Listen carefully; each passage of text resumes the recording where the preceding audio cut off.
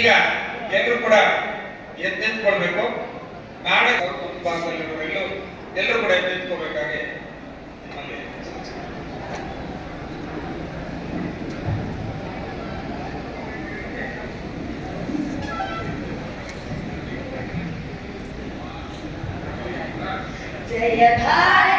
ಸ್ವಾಗತವನ್ನು ಕೋರ್ತಾ ಇದ್ದೀವಿ.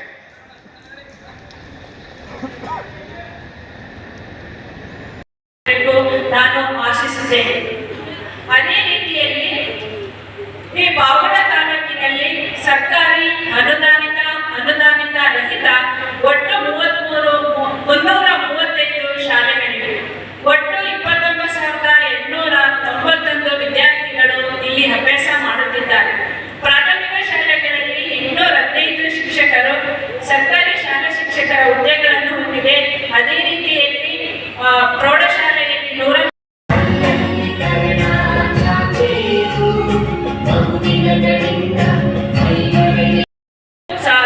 ಖಾಸಗಿ ಶಾಲೆಯಲ್ಲಿ ಸುಮಾರು 250 ಶಿಕ್ಷಕರನ್ನ ಬಳಗವನ್ನೇ ಪಾವಗಡ ಹೊಂದಿದೆ. ಅದರಲ್ಲಿ 11 ಪದವಿ ಪೂರ್ವ ಕಾಲೇಜುಗಳಿವೆ ಮತ್ತು ಡಿಗ್ರಿ ಕಾಲೇಜಿವೆ. ಎಲ್ಲ ಉಪನ್ಯಾಸಕರು ಬಂಧುಗಳು ಸಹ ಶಿಕ್ಷಕ ವರ್ಗದಲ್ಲೇ ಸೇರಿರುವುದರಿಂದ ಅವರಿಗೂ ಸಹ ಇಲ್ಲಿ ಇರುತ್ತಾರೆ ಎಂದು ಭಾವಿಸಿರುತ್ತಾರೆ. ಇದರ ಜೊತೆಗೆ ಖಾಲಿ ಹುದ್ದೆಗಳು ಇರುವುದರಿಂದ 212 ಪ್ರಾಥಮಿಕ ಶಾಲಾ ಶಿಕ್ಷಕರು, 57 ಪ್ರೌಢಶಾಲಾ ಶಿಕ್ಷಕರು ಇಲ್ಲಿ ಇದ್ದಾರೆ. ಭಾರತದ 2ನೇ ರಾಷ್ಟ್ರಪತಿಗಳಾಗಿ ಮತ್ತು ತತ್ವಜ್ಞಾನಿಗಳು, ಶಿಕ್ಷಕರು ಮತ್ತು ಮೈಸೂರಿನ ಮಹಾರಾಜ ಕಾಲೇಜಿನಲ್ಲಿ ಉಪನ್ಯಾಸಕರಾಗಿ ವೃತ್ತಿಯನ್ನು ಆರಂಭಿಸಿದಂತ ಡಾಕ್ಟರ್ ಸರ್ವಪಲ್ಲಿ ರಾಧಾಕೃಷ್ಣನ್ ಅವರ ಆದರ್ಶಗಳನ್ನು ಪ್ರತಿ ಶಿಕ್ಷಕರುಗಳು ಅಳವಡಿಸಿಕೊಂಡು ತಮ್ಮ ವ್ಯಕ್ತಿತ್ವ ಜೀವನವನ್ನು ವಿದ್ಯಾರ್ಥಿಗಳ ಸರ್ವತೋಮುಖ ಬೆಳವಣಿಗೆಯಲ್ಲಿ ಉತ್ತಮ ವಿದ್ಯೆ ಅಕ್ಷರದಿಂದ ಬರ್ತಕ್ಕಂಥ ಮಾತ್ರ ವಿದ್ಯೆ ಅಲ್ಲ. ಒಂದು ಮಳೆ ಹೊಳೆಯಲ್ಲಿರ್ಬೋದು, ಒಂದು ಚಕ್ರ ಹೊಳೆಯಲ್ಲಿರ್ಬೋದು, ಈ ದೇಶದ ಪ್ರಧಾನಿ ಆಗಿರ್ಬೋದು, ಆದರೆ ಮನೆಯಲ್ಲಿ ಮಳೆ ಹೊಡೆಕೊಳ್ಳೋಕೆ ಬರಲ್ಲ. ಈ ದೇಶದ ದೊಡ್ಡ ಅಧಿಕಾರಿ ನಾನು 1500 ಹಸು ಕಟ್ಕೊಂಡಿರ್ಬೋದು, ನಮ್ಮ ಮನೆಯಲ್ಲಿ ತುಪ್ಪವೇ ಇರ್ಬೋದು, ಆದರೆ ಬಾಯಾರಿಕೆ ಆಗಲ್ಲ, ಕುಡಿಯಕ್ಕಾಗಲ್ಲ, ನೀರೇ ಬೇಕಾದ್ರೆ. ಸೊ ಇದು ಸಮಯವನ್ನು ಅರ್ಥಕೊಂಡಿರ್ತಕ್ಕಂಥವ್ರು ಯಾವ ಕಾಲದಲ್ಲಿಯೂ ಅವರು ನಿರಂತರವಾದ ಪ್ರಯತ್ನದಿಂದ ಏನಾದರೂ ಕುಡಿಯಬೇಕು. ಸಾವಿರಾರು ಕಿಲೋಮೀಟರ್ ದೂರದಲ್ಲಿರ್ತಕ್ಕಂಥ ಕಿರಣಗಳನ್ನು ಎಳಿತಾ ಇದೆಯಲ್ಲ, ನಮ್ಮ ಹೆಣ್ಮಕ್ಳ ಕಥೆ ಏನಾಗಿದೆ ಹೇಳ್ಬಾರ್ದು ಮೈಕ್ನಲ್ಲಿ. ಹೊರಗಡೆ ತಾಲೂಕಿನವ್ರು ನಿಮ್ಮ ಹೆಣ್ಮಕ್ಳು ಮದುವೆ ಆಗ್ತಾ ಇದ್ದಾರೇನ್ರಿ? ಯಾವ್ಯಾವ ರೋಗ ರುಜಿನಗಳು ಬರ್ತಾ ಇದ್ದಾವೆ ನೋಡಿದ್ದೀರಾ? ಮೂಳೆ ಸೌತ ಯಾಕೆ ಆಗ್ತಾ ಇದೆ? ಪಕ್ಷಿಗಳು ಎಲ್ಲೋದ್ವು? ನೀವೇನೋ ಓದಿ ಬೇರೆ ಬೇರೆ ತಾಲೂಕಿಗೆ ಹೋಗಿ ಹೆಣ್ಮಕ್ಳು ತರ್ತೀರ, ನಮ್ಮ ಹೆಣ್ಮಕ್ಳು ಮದುವೆ ಆಗಾರ ಎಲ್ಲಿದ್ದಾರೆ? ಇವೆಲ್ಲ ನಾವು ಕೇವಲ ಸರ್ವೇಪಲ್ಲಿ ರಾಧಾಕೃಷ್ಣನ ನೆಪದಲ್ಲಿ ಅಕ್ಷರವಂತರಾಗಿದ್ದೀವಿ, ಅದರಿಂದ ಯೋಚನೆ ಮಾಡಬೇಕಾಗಿದೆ ನಾವು. ಇಲ್ಲಾಂದ್ರೆ ನಾನು ಯಾವುದೋ ಒಂದು ಎಕರೆ 20,000ಕ್ಕೆ ಲೀಸಿಗೆ ಕೊಟ್ಟು ಬೆಂಗಳೂರಲ್ಲಿ ಆರಾಮಾಗಿರ್ತಿದ್ದೆ. 20,000 ಮುಗಿಯೋದು ತಿಂಗಳಿಗೆ, ಆಮೇಲೆ ಏನು ಮಾಡಬೇಕು? ಸೊ ಇವೆಲ್ಲ ದೊಡ್ಡ ಚರಿತ್ರೆ ಇದ್ದಾವೆ. ಹಾಗಾಗಿ ಆಳುವ ಸರ್ಕಾರಗಳನ್ನು ನಾವು ಅವಾಗವಾಗ ಶಿಕ್ಷಕರಾದವರು ಯೋಚನೆ ಮಾಡಬೇಕು. ಕೋಟೆ ಬಿದ್ದು ಹೋಗ್ತಾ ಇದೆ ಪಾವಗಡದು, ಯಾರಾದ್ರೂ ಗಮನ ಹರಿಸಿದ್ದೀರಾ? ಇದ್ರ ಮುಂದ್ಗಡೆ ಕಲ್ಯಾಣಿ ಇತ್ತು, ಯಾರಾದ್ರೂ ಗಮನ ಹರಿಸಿದ್ದೀರಾ? ಅಲ್ಲಿ ಪಾಳೆಗಾರ ಸಮಾಧಿಗಳಿದ್ದು, ಯಾರಾದ್ರೂ ಗಮನ ಹರಿಸಿದ್ದೀರಾ? ಎಂದ ಒಂದಿನ ಓಪನ್ ಆಗ್ತದೆ. ಮಧುಗಿರಿನಲ್ಲಿ ಸಿರಾಗೇಟಲ್ಲಿ ಇರ್ತಕ್ಕಂಥ ಕಲ್ಯಾಣಿ ಎಷ್ಟು ವರ್ಷ ಆದಮೇಲೆ ಓಪನ್ ಆಯಿತು? ಆಗ್ತದೆ. ಆಯುಧ ಸಮರ್ಥವಾಗಿರ್ತಕ್ಕಂಥ ಯೋಧನ ಕೈಗೆ ಬರಬೇಕು, ಆವಾಗ ಅದೇ ಆಗ್ತದೆ. ವೇಟ್ ಮಾಡ್ಬೇಕು ನಾವು. ಒಳ್ಳೆಯ ವ್ಯಕ್ತಿಗಳನ್ನ ಕಾಲವೇ ರೂಪಿಸ್ಕೊಳ್ತದೆ. ನೀವು ಯಾವಾಗ ಸೋಲ್ತೀರಾ ಅವಾಗ ಪ್ರಕೃತಿ ಅದಕ್ಕೆ ಬೇಕಾಗಿರ್ತಕ್ಕಂಥ ವ್ಯಕ್ತಿಯನ್ನು ರೂಪಿಸ್ಕೊಳ್ತದೆ. ಸೊ ಇದು ನಮ್ಮ ಶಿಕ್ಷಣ ಆಗಬೇಕು ಅಂತಂದೇಳಿ ನಾನಾದರೂ ಭಾವಿಸ್ತೇನೆ ಅಂತಕ್ಕಂಥದ್ದು. ನಮ್ಮ ಶಿಕ್ಷಣ ನಾವೆಲ್ಲ ಕಲಿಸ್ತಾ ಇದ್ದೀವಿ. ಬೆಳಗ್ಗಿನಿಂದ ಸಂಜೆವರೆಗೂ ನನ್ನನ್ನು ಒಳಗೊಂಡಂತೆ ನೀವೆಲ್ಲ ಮಾರ್ಕ್ಸ್ ತೆಗೀರಿ ಅಂಕವಾದಿಗಳಾಗಿ ಮಾಡ್ತಾ ಇದ್ದೀವಿ. ಯಾರು ಹೆಚ್ಚಿಗೆ ಮಾರ್ಕ್ಸ್ ತೆಗಿತಾನೆ ಅವನೇ ಬುದ್ಧವಾನು. ಸೀಟ್ ಸಿಗೋದು ಹಂಗೇನೆ, ಕೆಲಸ ಸಿಗೋದು ಹಂಗೆ. ಎಲ್ಲವೂ ಅಂಕ ಕೇಂದ್ರಿತವಾಗಿರ್ತಕ್ಕಂಥ ವಿದ್ಯಾಭ್ಯಾಸ ಆಗ್ತಾ ಇದೆ. ಅದರಿಂದ ನೀತಿ ಕುಸಿತಾ ಇದೆ. ಎಲ್ಲಿ ನೋಡಿದ್ರು 99, 98, ಎಲ್ಲಿ ನೋಡಿದ್ರು ರ್ಯಾಂಕ್ ಹೋಲ್ಡರ್ಸೇ ಇದ್ದಾರೆ ಭಾರತದ ತುಂಬ. ಆದರೆ ಒಬ್ಬ ಕಲಾಂ ಹುಟ್ಟಲಿಲ್ಲ, ಒಬ್ಬ ತೆರೇಸಾ ಹುಟ್ಟಲಿಲ್ಲ, ಒಬ್ಬ ಬಸವಣ್ಣ ನಿರ್ಮಾಣ ಮಾಡೋಕ್ಕಾಗಲಿಲ್ಲ, ಒಬ್ಬ ಅಂಬೇಡ್ಕರನ್ನ ನಾವು ರೂಪಿಸೋಕ್ಕಾಗಲಿಲ್ಲ, ಒಬ್ಬ ವಿಶ್ವೇಶ್ವರಯ್ಯನ ರೂಪಿಸೋಕ್ಕಾಗಲಿಲ್ಲ. ಮತ್ತೇನಾಯ್ತು? 99% ಈ ರ್ಯಾಂಕ್ ಹೋಲ್ಡರಲ್ಲಿ ಏನು ಮಾಡ್ತಾ ಇದ್ದಾರೆ? ಭಾಳ ಮಾರ್ಕ್ಸ್ ತಗೊಂಡಿರಲ್ಲ, ಅವ್ರ ಹೆಂಡತಿ ಮಾತ್ರ ಬದುಕ್ತಾ ಇದ್ದಾರೆ ಮಕ್ಕಳು. ಸಂಪಾದನೆ ಮಾಡಿ ಸಮಾಜದ ಬಗ್ಗೆ, ಸಮಾಜವನ್ನು ರೂಪಿಸ್ತಕ್ಕಂಥವ್ರನ್ನ ನಾವು ರೂಪಿಸ್ತಾ ಇದ್ದೇವೆಯೇ? ಆ ಸಮಾಜವನ್ನು ಪರಿವರ್ತನೆ ಮಾಡ್ತಕ್ಕಂಥ ಟೆಕ್ಸ್ಟ್ ಬುಕ್ಗಳನ್ನು ನಾವು ರೂಪಿಸ್ತಾ ಇದ್ದೇವೆಯೇ? ಒಬ್ಬ ರಾಜಕಾರಣಿ ಸೃಷ್ಟಿ ಮಾಡ್ತೀವಿ, ಒಬ್ಬ ಇಂಜಿನಿಯರ್ ಸೃಷ್ಟಿ ಮಾಡ್ತಾ ಇದ್ದೀವಿ, ಆದರೆ ಮನುಷ್ಯರನ್ನು ಸೃಷ್ಟಿ ಮಾಡ್ತಾ ಇಲ್ಲ. ಭಾರತ ತುಂಬ 145 ಕೋಟಿ ಜನರಿದ್ದಾರೆ, 1 ಕೋಟಿ ಮನುಷ್ಯರು ಇಲ್ಲ. 145 ಕೋಟಿ ಜನಗಳಿದ್ದಾರೆ, ಆದರೆ ಅಂತಃಕರಣ ಇರ್ತಕ್ಕಂಥ 1 ಕೋಟಿ ಮನುಷ್ಯರು ನಮಗೆ ಸಿಗ್ತಾ ಇಲ್ವೇ? ಮತ್ತೆ ಏನು ಕಲಿಸ್ತಾ ಇದ್ದೀವಿ ನಾವು? ಯಾವ ಗುರುಗಳು ನಾವು? ಏನು ಬೋಧನೆ ಮಾಡ್ತಾ ಇದ್ದೀವಿ? ಇದನ್ನು ನಾವು ಪದೇ ಪದೇ ಪ್ರಶ್ನೆ ಮಾಡ್ಕೊಳ್ಬೇಕಾಗ್ತದೆ ಅಂತಕ್ಕಂಥದ್ದು. ಹಾಗಾದರೆ ಶಿಕ್ಷಣ ಅಂದರೆ ಕೇವಲ ಉದ್ಯೋಗಕ್ಕಾಗಿಯೇ? ನಾವು ಜ್ಞಾನವನ್ನು ಬಿತ್ತಿ ಜ್ಞಾನಿಗಳನ್ನು ಬೆಳಿಬೇಕು ಅಂತಕ್ಕಂಥದ್ದು ನನ್ನ ವಾದ. ಸಿಲೆಬಸ್ ಮುಗಿತಾ ಪಾಠ ಮುಗಿತಾ, ಸಿಲೆಬಸ್ ಮುಗಿತಾ ಪಾಠ ಮುಗಿತಾ, ಅದರಲ್ಲೇ ಇರ್ತೀವಿ ನಾವು. ಆ ಸಿಲೆಬಸ್ ಮುಖಾಂತರ ಏನನ್ನ ಕಲಿಸ್ತಾ ಇದ್ದೀವಿ? ಅದು ಕಣ್ಣು. ಸಿಲೆಬಸ್ ಅನ್ನೋದು ನಾವು ವಿದ್ಯಾರ್ಥಿಗಳಿಗೆ ಕೊಡ್ತಕ್ಕಂಥ ಕಣ್ಣು. ನೀನು ಯಾವ ರೀತಿಯಾದ ಕಣ್ಣನ್ನು ಅವನಿಗೆ ಕೊಡ್ತೀಯೋ, ಕನ್ನಡಕವನ್ನು ಕೊಡ್ತೀಯೋ, ಆ ಕನ್ನಡಕದ ಮುಖಾಂತರ ಲೋಕವನ್ನು ನೋಡ್ತಾನೆ, ಅದನ್ನು ಗ್ರಹಿಸ್ತಾನೆ, ಅದನ್ನು ಜೀರ್ಣಿಸ್ಕೊಳ್ತಾನೆ, ಅದನ್ನು ಮುಂದಿನ ಪೀಳಿಗೆ ಕೊಡ್ತಾನೆ. ಸೊ ಇಲ್ಲೆಲ್ಲ ನಮಗೆ ಆ ರೀತಿಯಾದ ಒಂದು ಜವಾಬ್ದಾರಿ ಇರಬೇಕಾಗ್ತದೆ. ನಾವು ಉದ್ಯೋಗಮುಖಿ. ನಾನು ನನ್ನ ಮಕ್ಕಳಿಗೆ ಹೇಳ್ತಾ ಇದ್ದೀನಿ, ನೀವು ನಿಮ್ಮ ಮಕ್ಕಳಿಗೆ ಹೇಳಬೇಕು. ನಾನು ಮೊದಲನೇ ತಲೆಮಾರಿನವನು, ನನಗೆ ಉದ್ಯೋಗ ಬೇಕಾಗಿತ್ತು, ಉದ್ಯೋಗ ಸಿಕ್ಕಿದೆ. ನನ್ನ ಮಕ್ಕಳು 2ನೇ ತಲೆಮಾರಿನವರು, ಅವನು ಉದ್ಯೋಗಕ್ಕಾಗೋದಲ್ಲ, ಉದ್ಯೋಗಿಗಳಿಗೆ ಉದ್ಯೋಗವನ್ನು ಕೊಡ್ತಕ್ಕಂಥ ಉದ್ಯಮಿ ಆಗಬೇಕು. ನೀನು ಚೆನ್ನಾಗಿ ಓದಿ ಕೂತ್ಕೊಂಡು ಅಲ್ಲೆಲ್ಲೋ ನೀನು ಡಾಕ್ಟ್ರಾಗಿ ಇಂಜಿನಿಯರ್ ಆಗಿ ನೀನು ಹೆಂಡತಿ ಬದುಕಕ್ಕಲ್ಲ. ನಾನು ಉಪವಾಸ ಇದ್ಕೊಂಡು ಬರೀ ಕಾಲಲ್ಲಿ ಓದ್ಕೊಂಡು ಬಟ್ಟೆ ಇಲ್ಲದಲ್ಲೇ ಬಂದಿರತಕ್ಕಂಥದ್ದು. ನಾನು ಆಗ್ತಕ್ಕಂಥ ಎಫರ್ಟ್ ಮತ್ತೆ ಸಮಾಜಕ್ಕೆ ಅನುಕೂಲ ಆಗಬೇಕು. ಅಂದರೆ ಉದ್ಯಮಗಳನ್ನು ಸೃಷ್ಟಿ ಮಾಡ್ತಕ್ಕಂಥ ವಿದ್ಯಾಭ್ಯಾಸವನ್ನು ನಾವು ಕೊಡಬೇಕು, ಚಿಕ್ಕದೇ ಆಗಲಿ. ಯಾರೋ ಒಬ್ಬ ಭಾಳ ಹಿಂದೆ ಒಬ್ಬ ಬಾರ್ಬರ್ ಹುಡುಗ, ಅವನು ನೋಟ್ಸ್ ಬರ್ಕೊಳಕ್ಕಾಗೋದಿಲ್ಲ, ಹಗಲೆಲ್ಲ ಕೆಲಸ ಮಾಡ್ತಾನೆ, ಸಂಜೆ ಯಾವುದೋ ಸ್ಕೂಲ್ಗೆ ಹೋಗಿ ಬರ್ತಾ ಇರ್ತಾನೆ. ಅದನ್ನು ಪ್ರತಿ ಮಾಡ್ಕೋಬೇಕಾಗ್ತದೆ. ಅವ್ನು ರಾತ್ರಿ ಆಗಲೂ ಪ್ರಯತ್ನ ಮಾಡಿ ಮಾಡಿ ಅವ್ನು ಕೊನೆಗೆ ಯೋಚನೆ ಮಾಡ್ತಾನೆ, ಈ ಪ್ರತಿ ಎಷ್ಟಂತ ಮಾಡೋಕ್ಕಾಗ್ತದೆ ಅಂತ ಒಂದು ಜೆರಾಕ್ಸ್ ಮಿಷನನ್ನು ಕಂಡುಹಿಡಿತಾನೆ. ಎಲ್ಲಿವರೆಗೆ ಬದುಕ್ತಾನೆ ನೋಡಿ ಅವನು. ನಮ್ಮ ಹೋರಾಟ ಏನು? ನಾವು ಬದುಕಿರೋವರೆಗೂ ಬದುಕೋಕ್ಕಾಗಿ ಹೋರಾಟ. ಆದರೆ ಎಲ್ಲರೊಡನಿದ್ದು ಎಲ್ಲರಂತಲ್ಲದವ್ರು ಇದ್ದಾರಲ್ಲ, ಅವರು ಸತ್ತ ಸಾವಿರಾರು ವರ್ಷಗಳ ಕಾಲನೂ ಅವ್ರು ಬದುಕ್ತಾ ಇರ್ತಾರೆ. ಈಗ ಸರ್ವೇಪಲ್ಲಿ ರಾಧಾಕೃಷ್ಣನ್ ಬದುಕಿದ್ದಾರೆ. ಯಾಕೆ ಬದುಕಿದ್ದಾರೆ? ಅವರ ಸಾಧನೆಯಿಂದ. ಸೊ ಅದು ನಮ್ಮ ಗುರಿ ಆಗಬೇಕು, ನಮ್ಮ ಉದ್ದೇಶ ಆಗಬೇಕು. ನಾವು ಗುರುಗಳಾಗಿರ್ತಕ್ಕಂಥ ನಾವು ಮಕ್ಕಳಿಗೆ ಕಲಿಸ್ಬೇಕು ಅಂತಕ್ಕಂಥದ್ದು.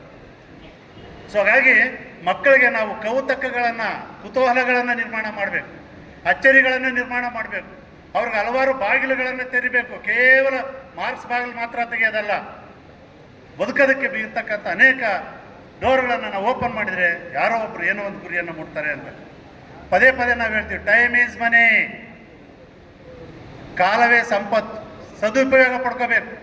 ಇರೋದು ಒಂದೇ ಜೀವನ. ಹಿಂದಿನ ಜೀವನದಲ್ಲಿ ಮುಂದಿನ ಜೀವನದಲ್ಲಿ ಏನೋ ಆಗ್ತೀನಿ ಅಂತ ಇಲ್ಲ, ಇದೊಂದೇ ಜೀವನ. ನಾಳೆ ನಿನ್ನದಲ್ಲ. ಟೈಮ್ ಈಸ್ ಮನಿ, ಅದನ್ನು ತುಪ್ಪದಂತೆ ಬಳಸಬೇಕು, ಸದುಪಯೋಗ ಮಾಡ್ಕೊಳ್ಬೇಕು. ಕಾಂಟ್ಯಾಕ್ಟ್ ಈಸ್ ಮನಿ, ಸಂಪರ್ಕ ಹೊಂದಬೇಕು.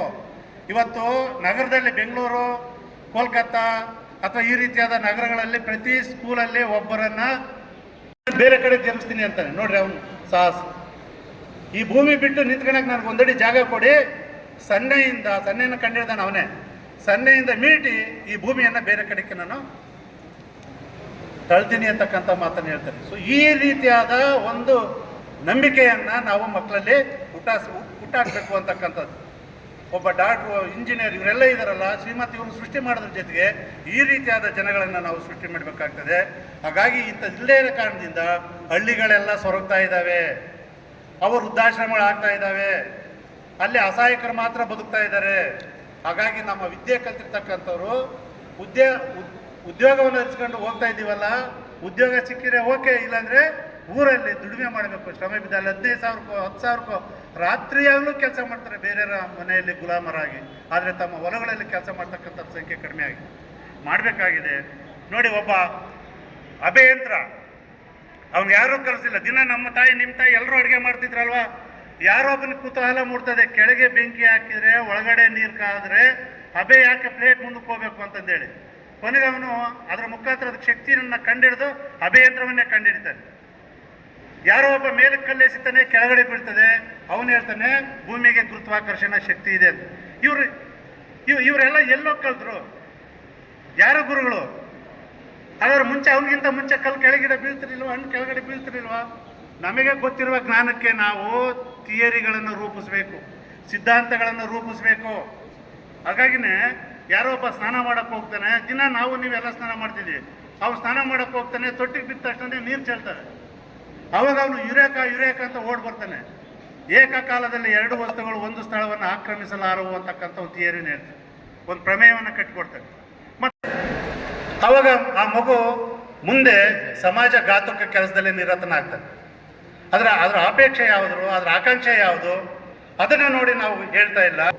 ನಮ್ಮ ಸಾಮಾಜಿಕ ರೋಗಗಳನ್ನು ಹೋಗಲಾಡ್ತಕ್ಕಂಥ ಔಷಧಿಗಳನ್ನು ತಲುಪಿಸೋರು ಯಾರು ಅಂದರೆ ನಮ್ಮ ವಿದ್ಯಾರ್ಥಿಗಳು. ಆ ವಿದ್ಯಾರ್ಥಿಗಳ ಯಾವ ಕಿಟ್ಟನ್ನು ಕೊಡ್ತೀವಿ ನಾವು, ಅದರ ಮೇಲೆ ಸಮಾಜ ನಿರ್ಮಾಣ ಆಗ್ತದೆ ಅಂತಕ್ಕಂಥದ್ದು.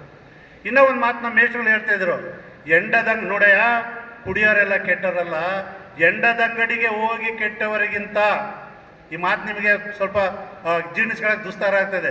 ಎಂಡದಂಗಡಿಗೆ ಹೋಗಿ ಕೆಟ್ಟವರಿಗಿಂತ ಸಂಸಾರದ ಅಮಲಿಗೆ ಬಿದ್ದು ಕೆಟ್ಟವರೇ ಜಾಸ್ತಿ. ಸಂಸಾರವು ಒಂದು ಅಮಲು.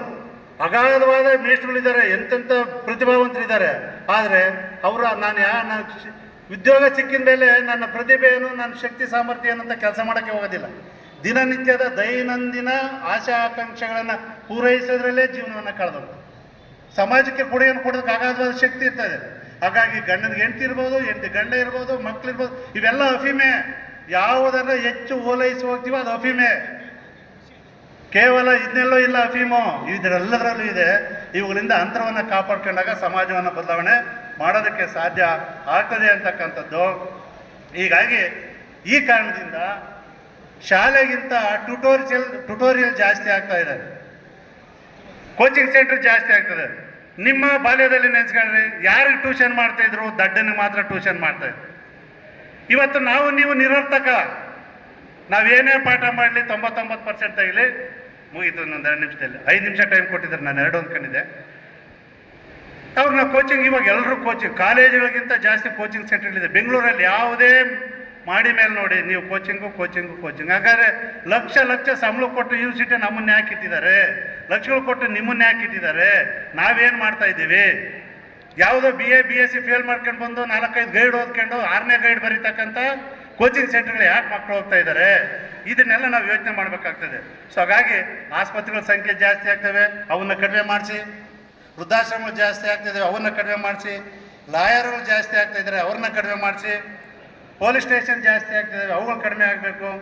ಹಾಗೇನೆ MSILಗಳು ಹೆಣ್ದಂಗಡಿಗಳು ಜಾಸ್ತಿ ಆಗಿದ್ದಾವೆ, ಇವನು ಕಡಿಮೆ ಮಾಡಬೇಕು. ಇವನು ಕಡಿಮೆ ಮಾಡಬೇಕು ಅಂದರೆ ಒಳ್ಳೆ ಶಿಕ್ಷಣ ಕೊಟ್ಟಿರಬೇಕು. ಒಳ್ಳೆ ಶಿಕ್ಷಣ ಕೊಡಲಿಲ್ಲ ಅಂದರೆ ಅವು ಹೆಚ್ಚಿಗೆ ಆಗ್ತಾ ಇರ್ತವೆ. ಎಷ್ಟು ಆಹಾರ ತಿಂತೀವೋ ಅಷ್ಟು ವಿಷ ಕುಡಿತಾ ಇರ್ತೀವಿ ಅಂತಕ್ಕಂಥದ್ದು.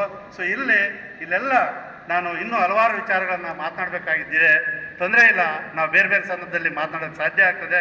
ಕೊನೆಯಲ್ಲಿ ಒಂದು ಮಾತು ಹೇಳಬೇಕಾಗ್ತದೆ, ನಾವೆಲ್ಲ ಶಿಕ್ಷಕರು. ಹೂವನ್ನು ಮಾರುವವನು ಹೂವಾಡಿಗ, ಶಿಕ್ಷಣವನ್ನು ಕೊಡ್ತಕ್ಕಂಥವನು ಶಿಕ್ಷಕ. ಅದರೊಳಗಡೆ ಇನ್ನೊಂದು ಪದ ಇದೆ, ಶಿಕ್ಷಕ. ಯಾರಿಗೆ ಆದರೂ ಶಿಕ್ಷೆಯನ್ನು ಕೊಡುವ ಶಕ್ತಿ ಇದ್ದರೆ ಶಿಕ್ಷಕನಿಗೆ ಮಾತ್ರ. ಹಾಗಾಗಿ ನಾವು ಯಾವುದೇ ಪಕ್ಷದ, ಯಾವುದೇ ರಾಜಕಾರಣಿಯ ಅವ್ರ ಹಿಂದ್ಗಡೆ ಹೂಳಿಡ್ತಕ್ಕಂಥ ನಾಯಿಗಳಾಗಬಾರ್ದು. ಬೇಜಾರು ಮಾಡ್ಕೊಬಾರಿ, ನಾನು ಶಿಕ್ಷಕನೇ. ದಿನನಿತ್ಯ ಒಂದು ಎಲೆಕ್ಷನ್ ಬಂದು 5,000-10,000ಕ್ಕೆ ನಾವು ಏನಾಗ್ತಾ ಇದ್ದೀವಿ? ಇದರಿಂದ ಸ್ವಲ್ಪ ನಾವು ಜೀರ್ಣಿಸ್ಕೋಬೇಕು. ಈ ಮಾತು ನಾನು ನಮ್ಮೂರಾಗಿ ಮಾತನಾಡ್ದೆ, ಈ ಮಾತು ನಿಂದಿಲ್ಲ ಆಡಲಿ. ನಾವು ಎಚ್ಚೆತ್ಕೊಂಡ್ರೆ ನಾವು ಹೇಳೋಣ, ಎಲ್ಲರ ಜೊತೆನೂ ಚೆನ್ನಾಗಿರೋಣ.